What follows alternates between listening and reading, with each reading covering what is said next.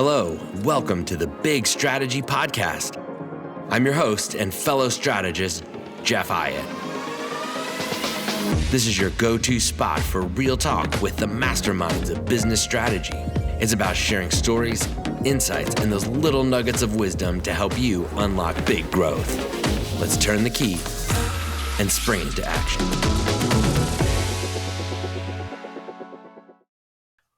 Welcome to this episode of the Big Strategy Podcast. I'm your host, Jeff Hyatt, and I'm lucky enough to be joined by Colin Matthews, who was my teacher in his course Tech for Product and most recently AI Prototyping, which completely blew my mind, and I had to get him on the podcast. So we're so lucky to have Colin here to talk about not only the skill of prototyping with AI and how to do it, but also some entrepreneurial secrets sprinkled throughout.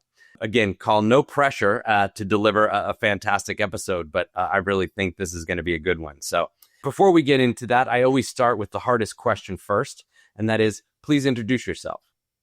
Yeah, great to be here, Jeff. So Colin Matthews, I've been working in product and tech for the last few years, probably like 8 or 9 years now, primarily in health tech and building side projects the whole time. So whether that's a SaaS product, video course, stuff like that. And over the past two years or so, I've been working on Tech for Product, which is basically a set of resources to help to help product managers become more technical.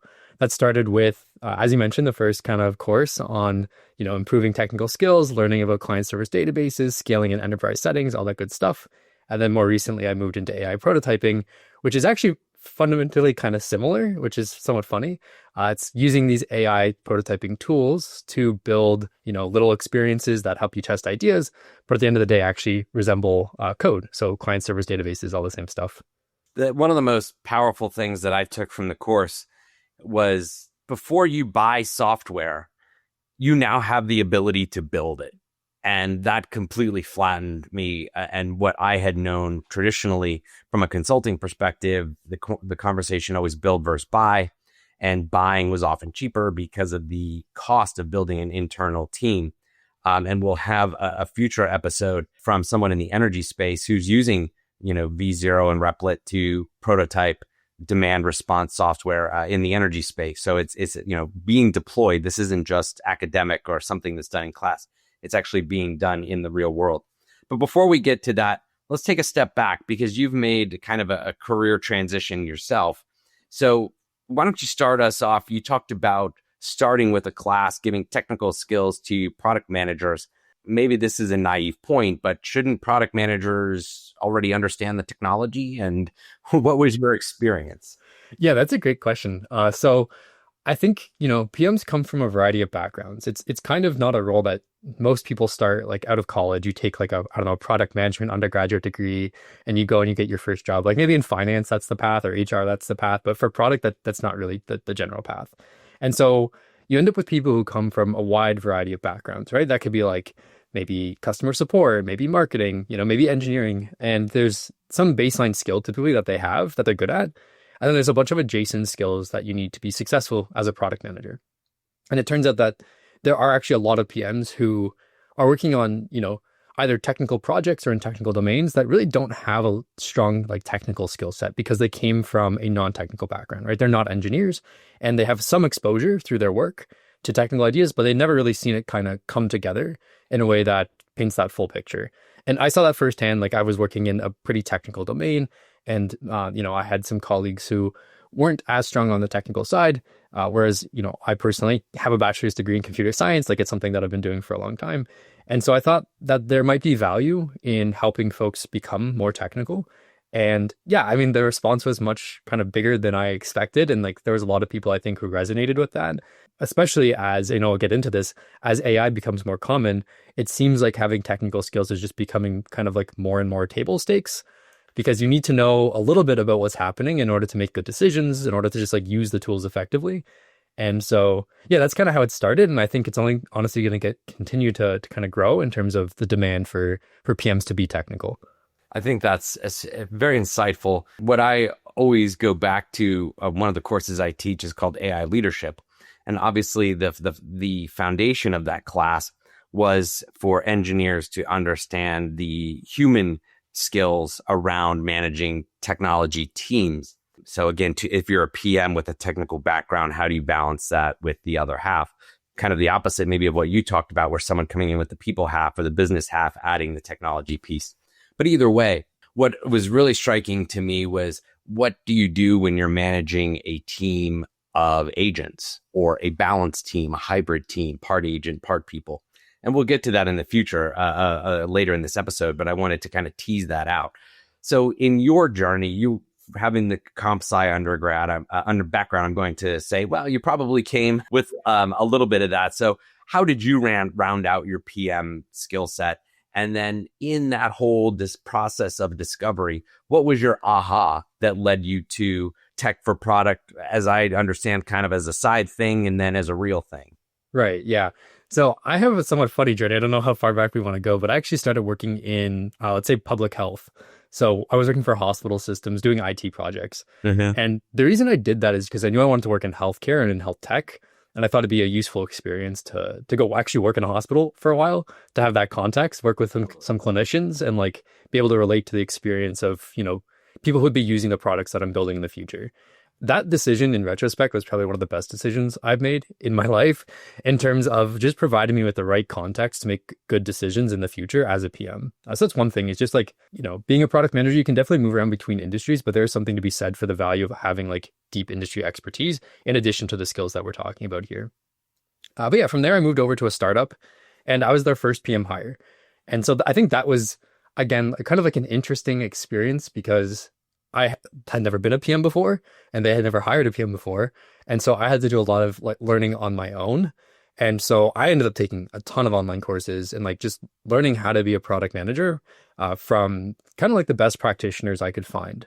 And so that's where I honed, I think, my skills, basically looking at people like, content from Reforge and like Brian Balfour, Teresa Torres, like those are some of the main people that I learned from, both in terms of like this, customer discovery and like putting together a roadmap, learning about like outcome-based road mapping, like all that kind of stuff that is more kind of, let's say, trendy now, but at the time wasn't incredibly popular. And yeah, I put a lot of that stuff into practice.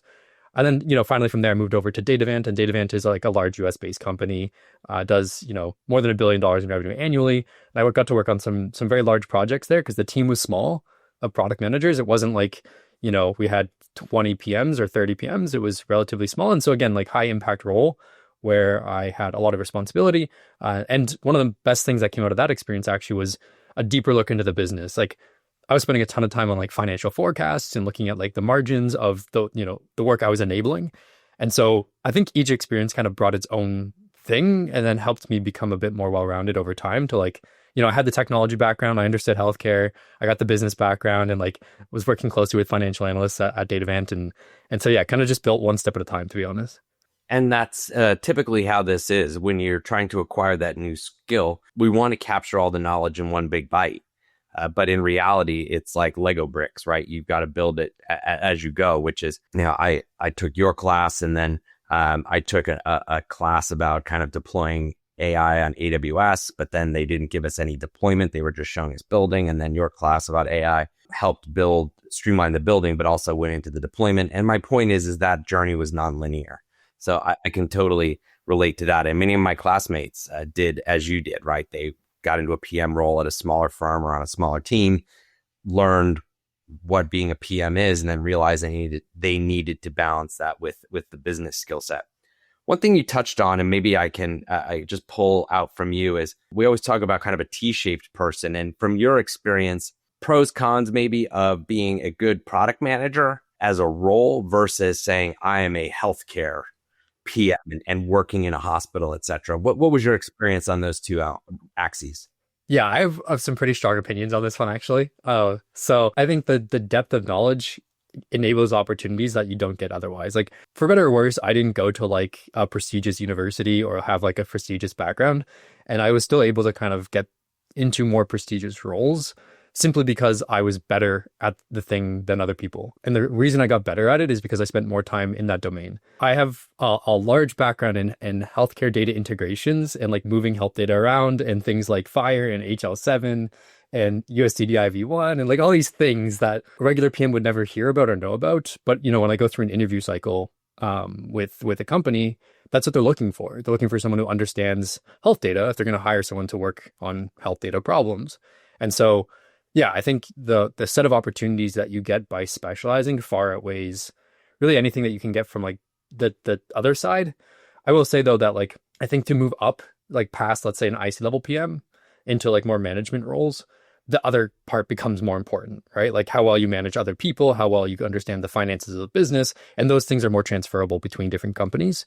But I think at the beginning, you can get access to much better opportunities by having that specialization or the depth, right? And then it just becomes a fundamental, like kind of like a building block in the background later on in your career, right? Yeah. That like, obviously I know how healthcare works because I did it for a while, but I don't need to be like the most up to date at this point because I'm spending my time managing other people who are doing that work, right? Yeah, totally. A great point. Great point. And so with you, the two questions that are on my mind, and I'll let you order them in whatever way you want. But when was that aha moment that you realized that tech for product was something you wanted to pursue? And then also, what was your timing for that aha around AI? Let's just call it that. And did AI precede the need to jump out? Had you decided to jump out and AI accelerated that? Line those two big decisions in your life up. Yeah, it's kind of a fun story in a way. So I started working on tech for product. As I mentioned, I've been working on side projects for many, many years. So that was nothing new. That I was working full time and working on side projects. So I started working on tech for product about 2 years ago. And I had, as I mentioned, some initial success with just that first course. I had like my first cohort, actually, it's funny, I had 6 people. And then the next one I had like 8. And the next one I had like 10. And it wasn't until the 6th one that I had like more than 30 people. Wow. And so that did take some perseverance, right? And like each iteration improving the product over time. But in the middle of that, if I may, just how did you deal with that? Because this is what startup often deal with, or even people in existing organizations. If they don't get the expected response the first time, the instinct is to go back and change the offering. In your experience, how important is it to change the offering versus, look, this was the first go, have the confidence to push the same thing out again? Maybe with some small tweaks, but in general, push the same thing out again. Yeah, I think there's 2 parts to this. One is like, and this is actually something I'm going to try to get better at, is understanding the mechanisms of like what the product is. So let's say you launch some product and it doesn't work as well as you expected the first time. I think a lot of people just see that as a failure, but really it's a failure of some component, right? So like what failed? Was it your marketing? Was it your distribution? Was it the product? Like what didn't work? And then if you fix that thing, will it work the second time? And usually what happens is like you keep doing that over and over again, and you find out that like, oh, actually the whole thing is fine. It's just that there was these things that were not working along the way, right? Like my marketing wasn't working that well, or my distribution wasn't working that well. The product fit wasn't that great. So I need to make some adjustments, right? Like one of the things I think a lot about are like aha moments in the course, right? So like, where do I deliver those aha moments? How do I get someone to that as quickly as possible and then deliver like kind of the big outcome at the end so they feel like they went through the journey that they wanted to? So like those are 2 things I think about when I'm designing the course. But like obviously when you're starting off, you might not think that way. But over time, you learn some of these things, right? So it's just like, yeah, these kind of small tweaks to specific areas rather than like the whole idea sucks. And, you know, I've failed at more things than I've succeeded at when it comes to side projects or just businesses in general. And one thing I've learned, and you've heard this before, I'm sure, is like, none of these ideas are bad, really. Like anything can work. It's just a matter of like finding the right patterns in these kind of things we're talking about, marketing, distribution, product. So it really doesn't matter what you pick. Like it just matters, are you going to basically stick it through to the point where you've solved those 3 problems and then you have some number of customers? And depending on what you've chosen, like the distribution channel, the marketing, the product, there is some like maximum you can get to that you know, there's different maximum, like let's say like $1 million, 10 million, 100 million, $1 billion, right? Depending on those things. But you can at least do something. Like I would argue almost anyone can make like $10,000 to $100,000 with anything if you just solve these 3 problems and you do it like, you know, 2 or 3 times each, and you'll get there, right? So yeah, I think in the beginning when I failed, I used to think that, oh, this idea was bad. And over time, I've learned that the idea doesn't really matter. It's more so like, what did I do wrong in this specific area? I really want to like take a picture of that and put it on the wall, because I repeat this all the time when I'm doing whether it's a corporate workshop or teaching, and I ask folks, How many of you have had an idea and a parent or a loved one said, don't tell anyone, they'll steal your idea? And what you said aligns with what I've experienced as well, is that ideas are a dime a dozen. It's all about execution.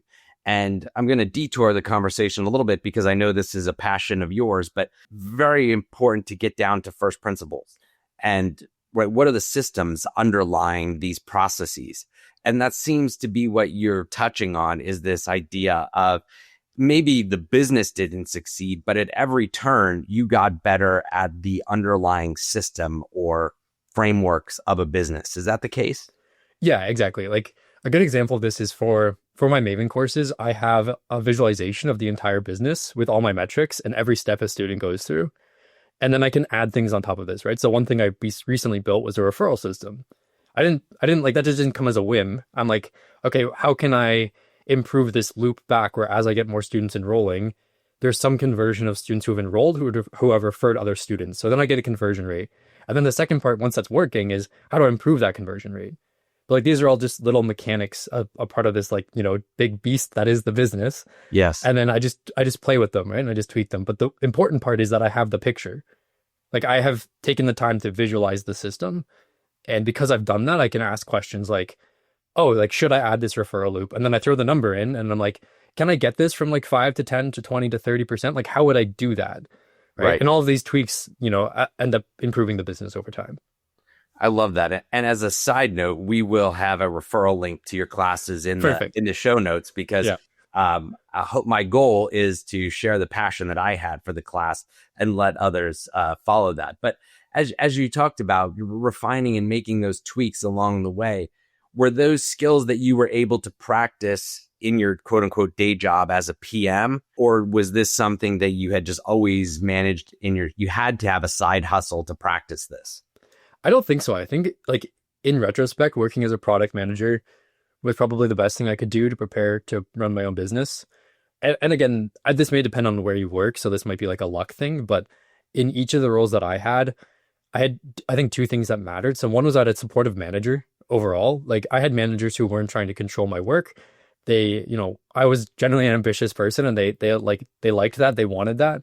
And so like I would keep adding to scope. I would like dip my toes into things that like maybe weren't strictly part of my role, but like I'd spend time with go-to-marketing. I'd spend time with customer success. I'd spend time with like the finance team, as I mentioned, right? And so through product, I was able to learn these other skills. And then the second part is just like, I think just doing the reps of like shipping features or shipping products, you just learn over time. Like it basically gives you a controlled way to fail or succeed, but at least have the opportunity to try. Whereas I think a lot of people are scared to try on their own. If you have a job and like that's what your job is, you're not really going to be scared to do your job, right? And so I think it just gives you the opportunity to have that experience in a kind of a controlled environment. It doesn't translate one to one, but like I think it's the closest adjacent thing from a job that you could have. I think that's fantastic, and I do that as well. It was advice that I got, unwitting advice, I think, from one of my colleagues in terms of teaching, and he just said, "Get reps." And I don't know if it was a backhanded compliment because I had taken a teaching role at a less prestigious environment, but I was teaching the same curriculum. And to me, that was an environment where it was safe to test. Not that those students got a subpar experience, right, but it was an environment where it was authentic for me to say, hey, I'm practicing what I teach. This next 15 minutes is something new. Tell me what you think, right? And then iterate on that. And this is probably a great place to bring forward a story we were going to tell later. But I had gotten an email from you just about a week ago as we wrapped up our AI prototyping course. And you said, hey, based on your feedback, I've made over 60 changes to this class. So tell us about that journey and how are you confident enough to do that? Tell us how you did this iteration. Sure. Yeah. It really, like, I don't know at this point if it feels complex to me anymore, but maybe I've just done it enough that like it feels natural now. But not everyone listening has the same experience, Colin. So yeah, please. It's collecting feedback. So throughout the course, I have various mechanisms of collecting feedback, and I just keep notes. So that comes from like the live courses. I can obviously tell if people are engaged in what I'm doing or not. So during the live sessions, there's multiple like places where people can submit surveys. So like I take that feedback pretty seriously. And then I just try to observe kind of friction points. So like, are people getting those moments that I want them to get, that I'm trying to create? And what's stopping them from getting those moments? And then like, where are things kind of falling apart? So a good example of this is with some API integration stuff that we have in the course. I noticed that more students struggled with that than most of the other topics in the course. And so, one set of changes that I made is to just try to beef up the supporting material around API integrations, specifically around getting structured content out of AI models. Because a lot of people who are taking the course are interested in integrating with like, ChatGPT or OpenAI. It's not specifically part of the course, but like it's a common theme. And so because it's a common theme of what people are interested in, I create supporting material to help them do that, because my ultimate goal is to just help them get what they want, right? And so it's a lot of just paying attention to like, what are people trying to achieve? And then also where are they kind of falling short in this overall journey? And then collecting that feedback, I put it in a spreadsheet, and then I just do the work and go through the spreadsheet, make all the changes. I probably refilmed like half the course, to be honest. So it's like a fair amount of time in terms of effort, but it's worth it to me because like my goal is to provide the best experience. And so, not only is the technology changing over time, but I also have to figure out kind of like the right recipe of experiences or moments that get people through this overall journey, that keep them motivated, that like help them achieve their goal, that like give them that like cool moment of integrating with OpenAI for the first time and they built their own chatbot, like all that stuff. I want that to be kind of a recipe that's reproducible, so that people always feel by the end they're like, this was amazing. I love this course, or whatever the product is, right? And so, yeah, as I mentioned, paying attention, collecting notes, collecting feedback, and like really looking for those friction points in the product experience. And then, yeah, it's literally just a Google sheet, and that's it. Cool. Yeah, the three things that I took away were, I always remember the like eye-opening moment when we integrated with the weather API, and just like in a breakout room in a 10-minute working session with a stranger, I was like all of a sudden pulling weather like into this to-do list I had just made and it was like totally blew my mind. For somebody who failed freshman calculus and that ended my computer science career, this like totally blew me away. The other thing, yeah, obviously the chatbot, but the one thing that was really insightful was we went to our Google Calendar, right? And we just pulled our Google Calendar and asked the LLM to synthesize it. I think that's one of the things I use AI for the most, is actually retrospectives. And whether it's this time of year when I'm doing my taxes and reviewing the spend in my business, or just looking at my time and reviewing how I view my time, the one thing that it's really taught me is that it's the value of the input data that actually makes the outputs beneficial. And so like those three things kind of stood out. And the one piece of feedback I had provided to you was just this idea of, okay, like bringing the weather into the to-do list is cool, right? But like set up that structure and that it's in service to this broader set of like just efficiency. So managing my calendar, looking at like all the, and then, that's obviously big in scope, and you do a great job saying to folks, hey, like pick a project at work. But, for example, I'm not a PM, right? I don't have that project. So, and this is what I struggled with in my class, because I would say to students, hey, like start a business. They're like, I don't have an idea for a business. I learned, to your point, I iterated on my class as well to come up with like, here's the choose your own adventure, but also here's a curated path so that you get that overarching deliverable. But I do want to tip my hat, and most importantly, beyond making those changes, you invited us all back to just experience the change. And I just think that is, you're someone who puts learning first. And development of the students first. So I want to compliment you on that. Yeah, I appreciate that. I actually think like, not that you asked this question per se, but I think there's a lot of very simple things you can do as, let's just call it a business owner or someone running a team, that just build goodwill. And it's almost always a good decision. Like, inviting students back to see the difference in the course, whether they, watch the whole course, they don't, it doesn't even really matter. It's just that like I'm building goodwill with folks. It doesn't really cost me anything. And, they're like happy that they get the chance to see the new content, and maybe they'll like it, maybe they won't. It doesn't really matter, because it's just like, it's a very simple thing to do for me, but it's one of those like just small extra things that I think sometimes people don't do. But I think it goes a very long way. Like people, that's how you build kind of like, let's call it brand loyalty, right? And you could take this if you want to change the context, like your customer support team, right? Or like your Starbucks refills. Like, I don't know, whatever context you want to put it in, it's the same idea of just like doing that extra thing to just build a good relationship with folks, right? And the marginal cost is of that Starbucks refill is in essence zero. Right, exactly. At the Berkeley Innovation Group, we are a strategy consultancy and AI advisory firm focused on mid-market companies looking to unlock big growth. In contrast to management consultants' typical top-down, hypothesis-driven approach, Big uses a curiosity-inspired, bottom-up approach, leveraging customer insights to drive strategy co-creation. Learn more about our approach by downloading our ebook at biginnovates.com/ebook. Now, back to the show. Welcome back, everyone. We're talking with Colin Matthews, founder and author at Tech for Product, and we've talked about some really cool things so far, Colin. We talked about just your experience as a product manager and the benefits of being kind of an expert PM, but then also the benefits of going deep into a specific industry and pulling that out. We had a great back and forth about your class, AI for prototyping, and you left us with just a really great insight, and that was the added benefit you give to your customers to actually wow them. Really doesn't cost that much, but in the end makes a huge difference in terms of that user's experience, and I couldn't agree more. Let's kick off the second half of our conversation. So tell us, when did you have that aha moment as it related to AI? Yeah. Obviously, I used AI like many other people, like, ChatGPT or Claude. I use Claude nowadays, but... Of course you do, right? Everybody in the Bay Area uses Claude, and you're just on brand, man. Right. Yeah. So all the kind of like regular things there, but actually my very first experience using any of these tools was with GPT-3 when it came out for the first time, which was not... Like, OpenAI wasn't super popular then. ChatGPT didn't exist. And I built a Wix extension. If you're familiar with like Wix, it's a web development platform for their e-commerce kind of plugin that allows people to generate AI product descriptions. So this was a project that like I wanted to learn how to implement AI.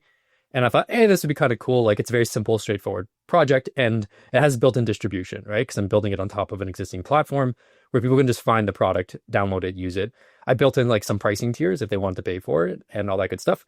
And yeah, I actually got like a couple thousand users from that. Like, I think in the first month or two, it was like 2,000 or 3,000 users.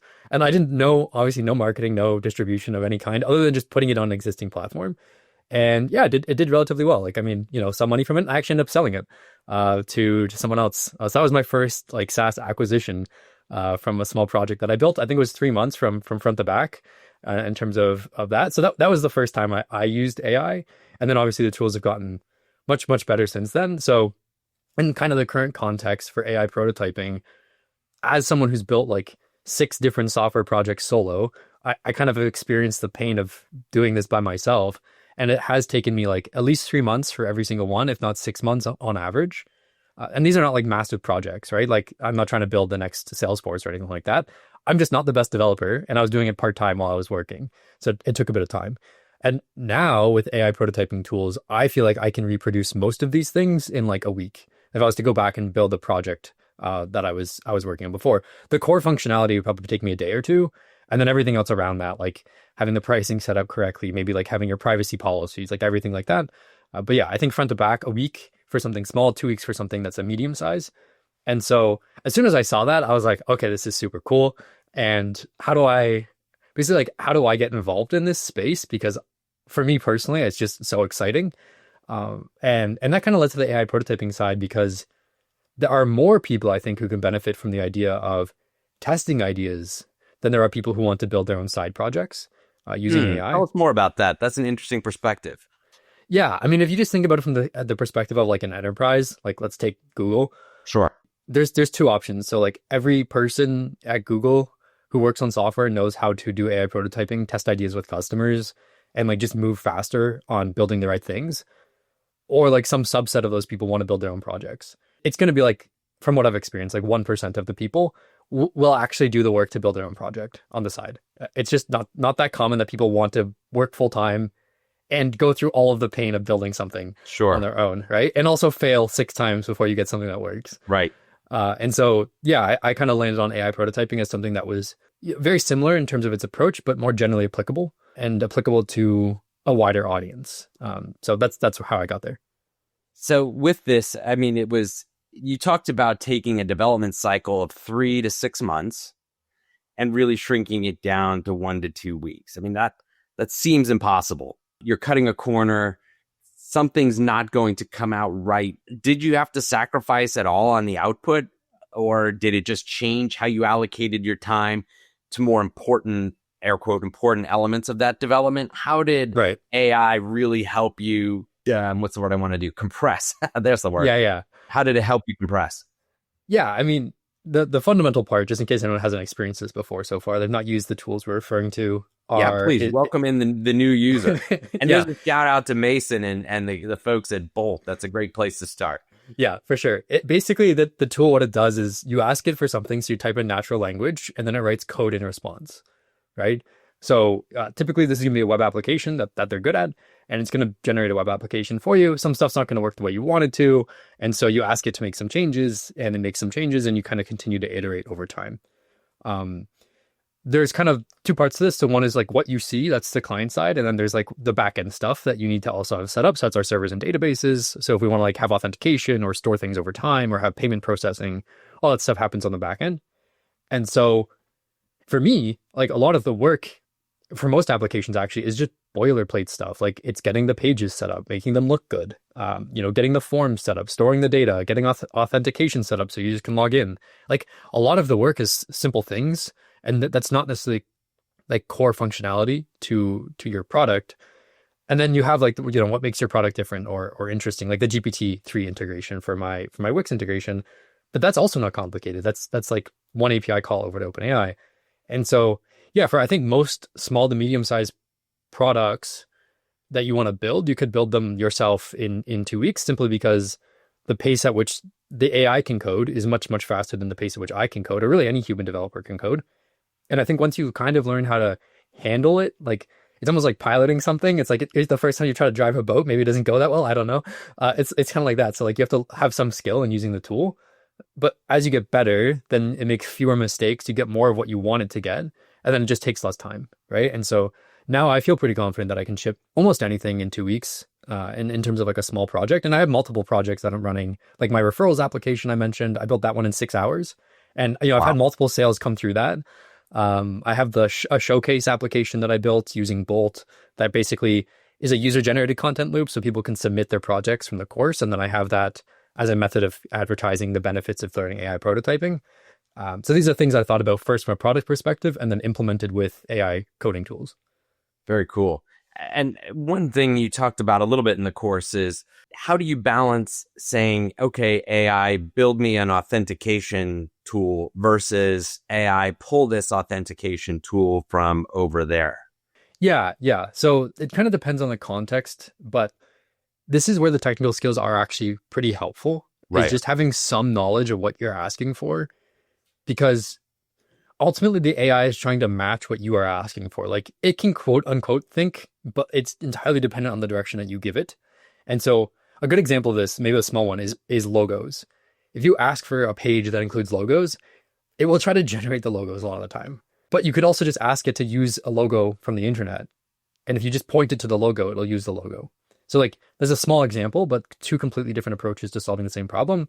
One with a good result, which is you saying, hey, I want this logo, here it is. And one with a bad result where it tries to replicate the logo itself and it gets up some AI generated garbage that doesn't look at all like the logo that you're trying to get, right? But you have to know that, okay, I need to find the link to the logo, pass that in and say, can you use this link to put the logo in, right?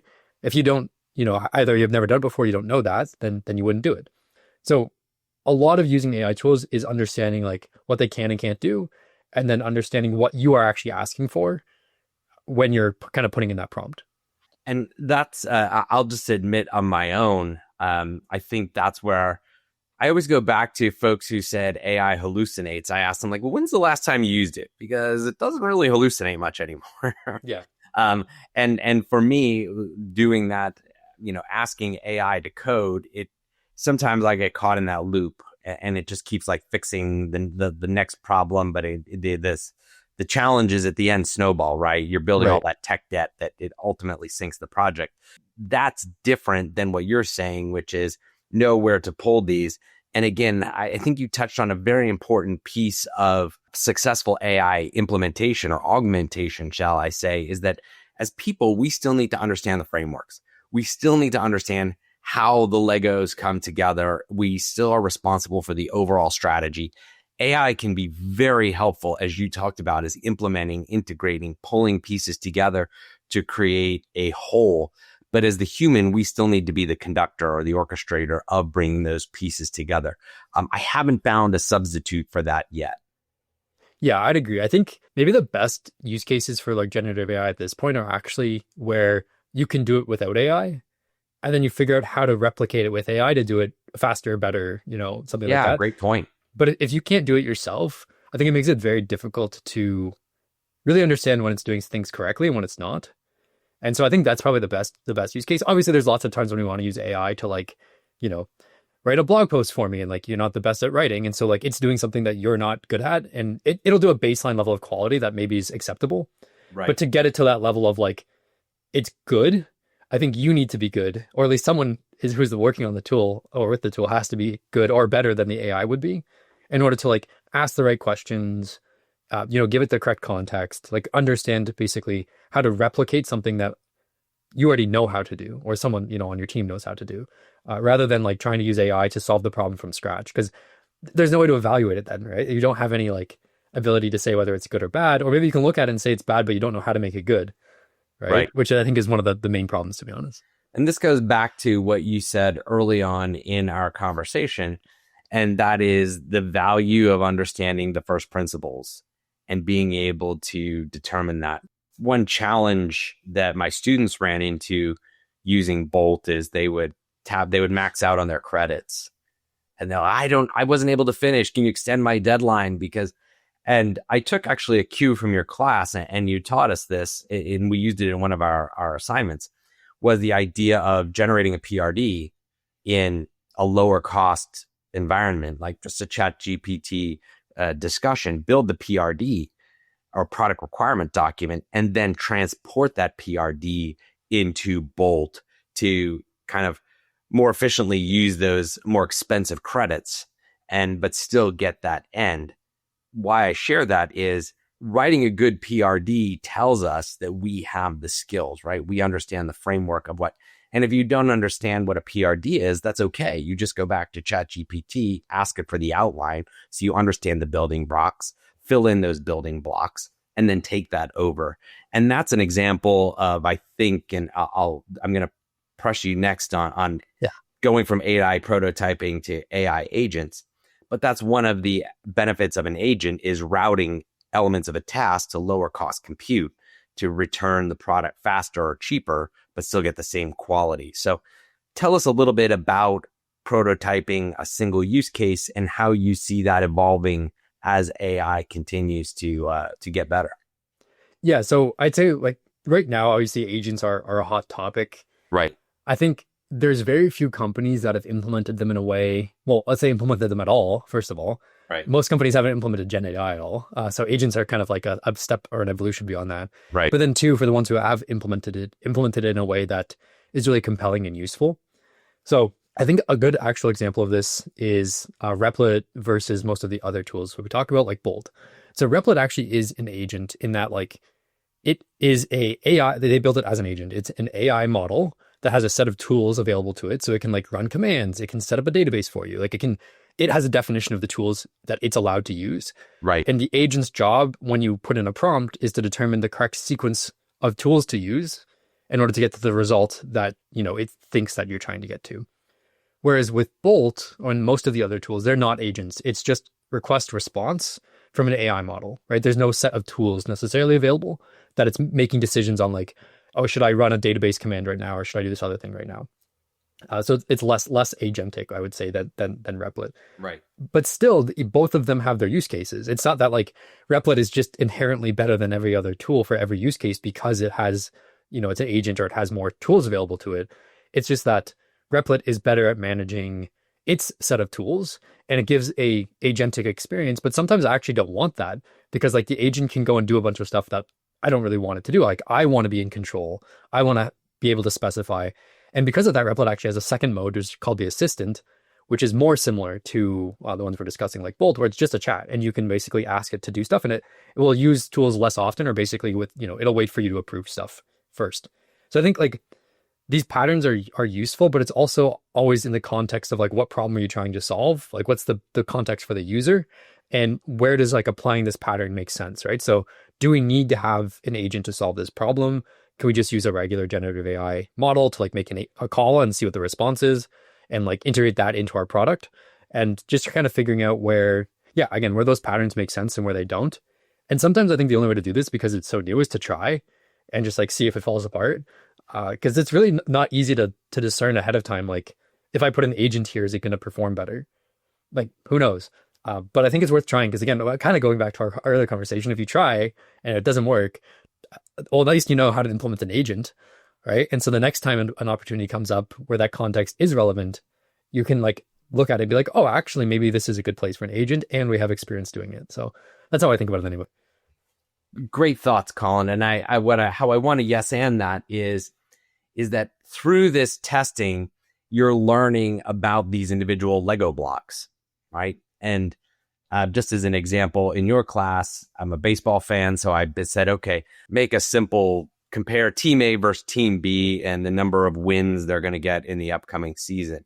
And I gave it some previous data, et cetera. And it was just a simple linear regression. So the answers weren't necessarily realistic, but directionally, right, it's pointing the right way. Now, for me, the question becomes, okay, how do I apply a more accurate engine on the back end than just the AI defaulting to that linear regression?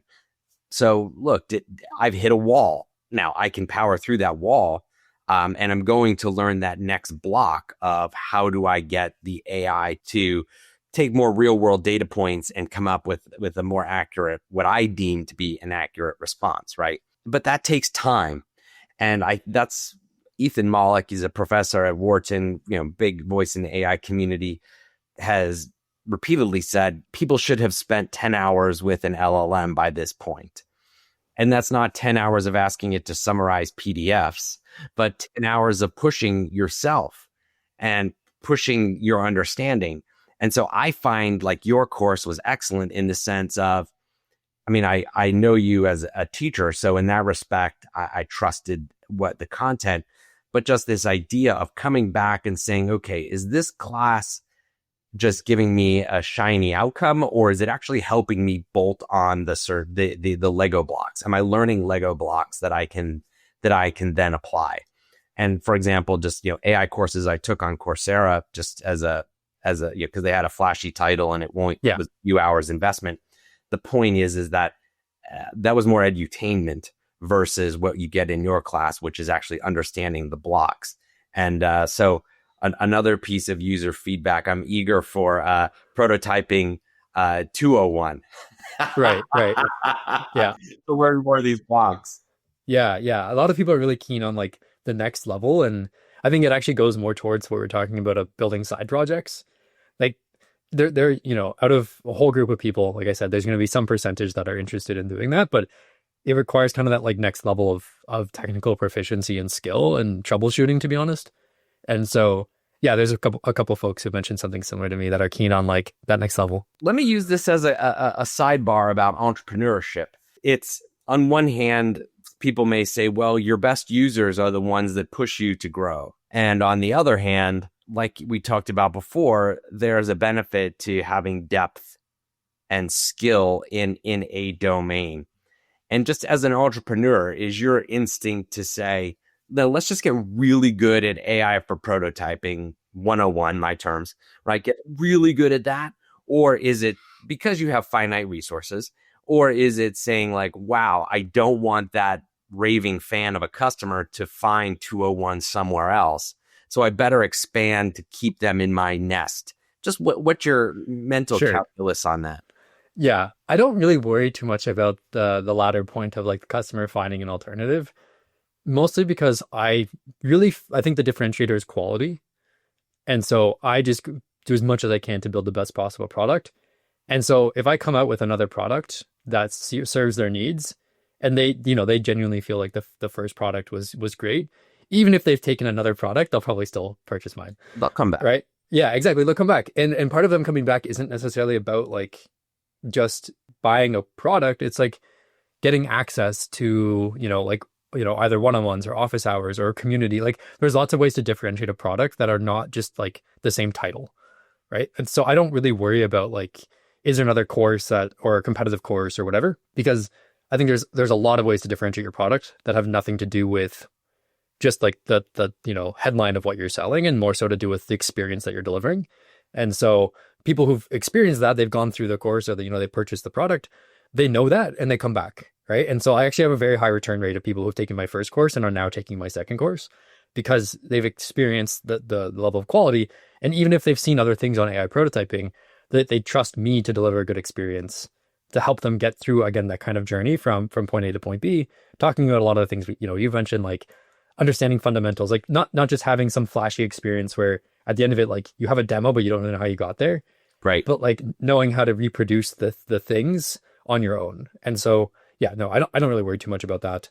And then, yeah, to get into the other part of your question, like, how do I think about, I guess, expansion maybe is a good way to put it. So again, like I think about it a lot more long-term than I used to. So as I mentioned in the past, like I built a side project in 3 months and then sold it. Now I think about opportunities in terms of like, do I want to do this for like 3 to 5 years? Am I able to do the best at it out of anyone that I can see who's doing the same thing? And like, am I thinking about the best ways to package this, both in terms of value to the customer and, value to the business? So a good example of this with AI prototyping is that there are many other ways, I think, to package a similar product than a Live cohort course. Like, for example, I could build my own tooling to do AI prototyping. Like you were talking about Bolt, right? I could build something like that. It's actually like, it's not simple, but it's not incredibly complex because a lot of the intelligence comes from the AI model, right? And so I feel relatively confident that I could put something together there and I can make it opinionated towards AI prototyping where these other tools are not. And so like, if you imagine for a second, you have Bolt and then you have Colin's tool, which is called like whatever, but it is opinionated towards AI prototyping. So it's like, what are the set of user problems or like jobs that they're trying to accomplish for this specific use case? And how do I build a better product to serve those jobs? It's more specific. It serves this specific persona, and Bolt or whomever is never going to be able to compete with me because they're going for a wider audience, right? So that's another way to package the same product. Another way is like supporting things around Bolt, right? So like, how do I build tools that help people get those outcomes without building a competitive product to Bolt? Like there's lots of other ways to package things. And so, like I said, kind of 3 to 5 year timeline and like kind of how ambitious do I want to be? Those are the things I think about. You said a lot there. And which I agree with what you said, the idea of Bolt, I mean, they have investors or should have more investors after the success of Bolt. And so the point being is that they're going to have to grow. They have a different set of KPIs than you do. You are not going to be a 100-person organization. I mean, God willing, I hope you do, but if that's your goal, but right, that's not today. And so that gives you the benefit of going deep because you can take, as we talked about, finite resources and target them and to be the go-to for one thing. The one person I always come back to, Andy Raskin, you can find him on LinkedIn, but he helps Series B companies tell their story. Series B SaaS companies tell their story. And my first reaction is like, that's a little too small.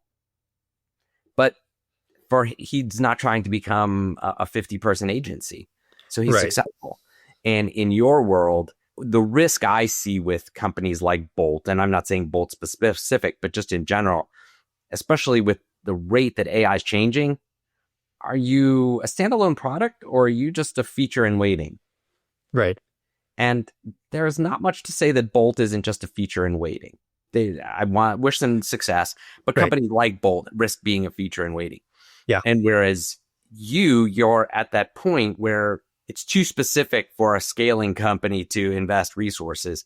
And if you think of Clayton Christensen's, in a model of disruption, it's those companies are going to go for high performance, high margin, but it leaves that slightly lower performance but lower margin space for the disruptors like yourself. So I think there's an absolute place in this market for entrepreneurs in the AI space. but don't try and take on the bigger players or play in a space where you'll be a feature, but yet stay focused and do that one thing really darn well. Yeah, 100% agree. I think well, one good part is like it doesn't necessarily have to be lower margin. Depends on how you run the business. But it can still be high margin. Yeah, if you set it up correctly. And then yeah, I think like one of the cool things about being in the AI space is that it's still so new and it's kind of easy to build something that is compelling because like if you take any product and then you find a novel way to add AI to it, you can probably enable some value, right? And so the smaller you start, the easier it is to get users. But I don't necessarily think like the business necessarily has to stay small. I think like one product, for example, is Figma, which I think they had like a $20 billion or maybe $40 billion acquisition offer from Adobe. It didn't go through. You know, way more than it was worth. Sure. But I think like if you think about Figma, I mean, they spent, I think it was 6 years or 5 years, something like that, just refining the product at first to build the best tool for designers to, do design work. Right. And obviously like that's not a tiny space, but it's also not like like if you think about big businesses, you're not gonna be like, oh, like the building design tools is going to make me a $40 billion company or a $20 billion company. Like it doesn't feel like a massive space, but there's just so many users, right? And so many companies using Figma. It's the default choice because they have a better product. And so I do think that like you can start small, you can spend time building the best product. Again, it's a differentiation on quality, but then you can scale and you can get to the same level if you just stay focused on your customer and what problems they have, which I think is like kind of the hallmark of a big and companies that continue to perform well is like staying focused on their customers, right? Totally. So I want to take a sidebar here, and we can cut this out if you don't want to talk about it. But I feel like for someone who's considering this side hustle or starting something and struggling with the framework like you talked about, what are some of the key lessons you've learned along the way in terms of building that framework that you set a business on top of? Yeah, there's a couple of things here. The first one is starting with distribution. So this isn't my idea. Like you'll hear other people talk about this as well, but I've experienced it. So I can tell you from like firsthand experience that this is true. That every time I've succeeded with anything, it's because I started with distribution and not the customer. So a lot of like traditional advice says start with the customer, start with their problems and try to figure out a solution to that. I think for most people, you as an individual are not going to be able to figure out how to reach those customers. It doesn't matter how good your solution is, how well you understand their problems, if people can't find out about you, right? And so you're competing for attention on the internet or with whatever distribution channel, probably the internet. And, if you're starting from zero, like you have, 500 connections on LinkedIn and that's it. Like, how are you going to distribute your product? It's almost impossible. So rather than starting with the customer and the problem, start with a distribution channel, right? And there's lots of existing distribution channels. A good example of this, the one that I like the most is Airbnb, because it's somewhat non-technical and like non-conventional. So like if you want to rent out a property, you can do it on your own through Craigslist or something, or you could put it on Airbnb and like actually make some money. And the reason that works is because there's an existing distribution channel of customers who are looking to solve their problem and they're trying to find a solution and you offer a solution on that platform, right? And so there's lots of platforms on the internet. There's lots of ways to kind of tap into existing distribution channels. But that's my number one piece of advice is like find an existing distribution channel that fits the product that you're trying to build towards or the idea that you have. And then from there, look at like who's performing well on this distribution channel, what types of products perform well, why do customers like this product? So we'll go back to Maven. Maven distinguishes itself on quality and also on actually like less time spent, but higher return on your time. Where Udemy, for example, is like basically cost conscious consumers. So you can buy any course on Udemy for $15. And the best performing courses are 30 hours in length, which is much, much longer than the average Maven course. But the average Maven course has a much higher price tag, right? The reason why is because you as the consumer of the Maven course get a higher return on your time by taking this course than you do with Udemy. You don't want to sit through 30 hours of content. Correct. I have no interest in 30 hours of edutainment. Exactly. And so these are two completely different personas, right? In terms of who's buying what product and a different way to position yourself as an instructor or as a consumer or producer of the product. So this is true across like every single distribution platform where there's like winners and losers. And you can just go and look who's winning and then figure out how to match that. Look at like what types of customers are already on that distribution platform. So Maven is extremely popular for AI and product. So you're building an AI or product course and you want to target like mid to high level kind of ticket, right? Like tech professionals who are working at large tech companies, you should be on Maven. There's no reason to be anywhere else because they will find you, right? And so, yeah, this, again, it applies to every single thing you could think of, but tapping into existing distribution channel is so important because unless you have a very clear marketing strategy on like how you're going to win in getting attention, then this is almost a substitute for that. And it also helps you focus, right? Because you have to figure out who is coming to this distribution channel, why are they there, what do they care about? And it kind of narrows your focus to a specific customer persona by default. So yeah, that's my number one piece of advice is like distribution first, customer second, and then still do everything normal after that. Like who's the customer? What are their problems? What solution can I build to help them solve those problems? How do I execute on that well? But it has to start with distribution. That's actually a very interesting point, and I appreciate you sharing that. If you look at the business model canvas, so I'm tying what you said back to what I teach in design thinking. We start with desirability, the needs of the user. So my initial response is like, whoa, but give me a sec. So you have desirability, then you have feasibility, can we build it? And then viability, does it make money?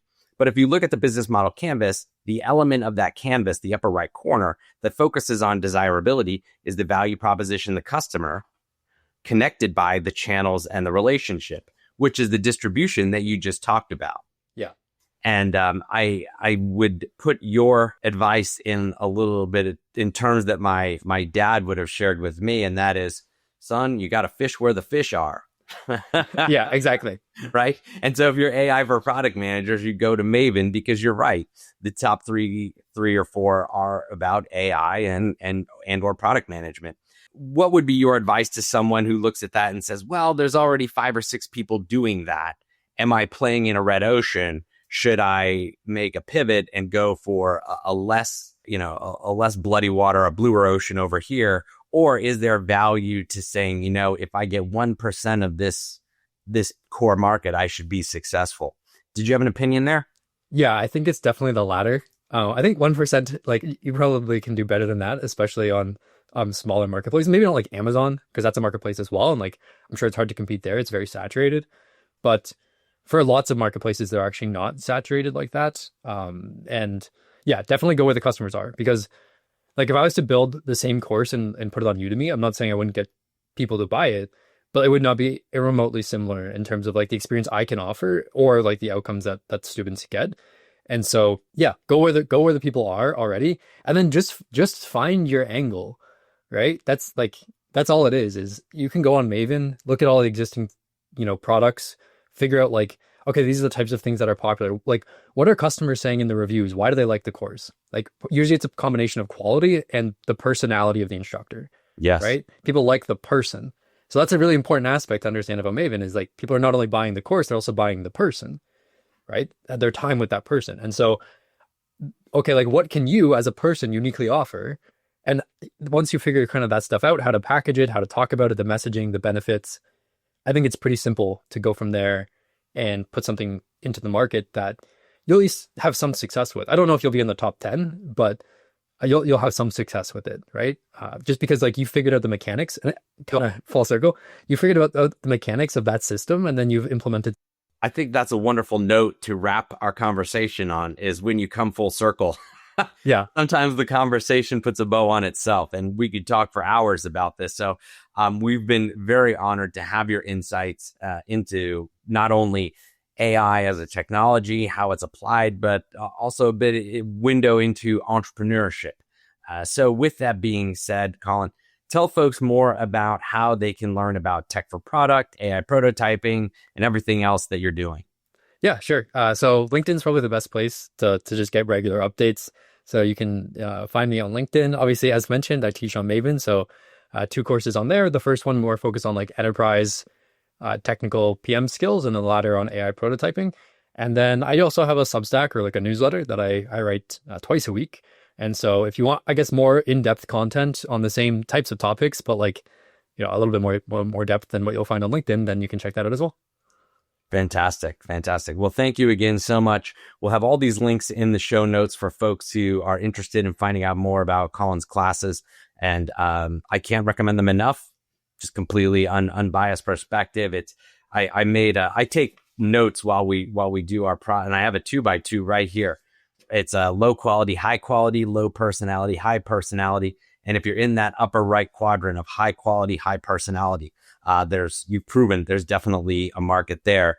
And the key, as you described, was just what is that distribution channel? And I hope to have someone who has listened to this and used it to their success. Maybe you and I will do a co-interview with them in a little bit of time. That sounds great. It's so fascinating, right? As an instructor, to have students come full circle. It's what's rewarding to me, and I know it's rewarding to you as well. Absolutely. Totally. All right, Colin. Well, thanks so much. We'll talk soon. All right. Thanks.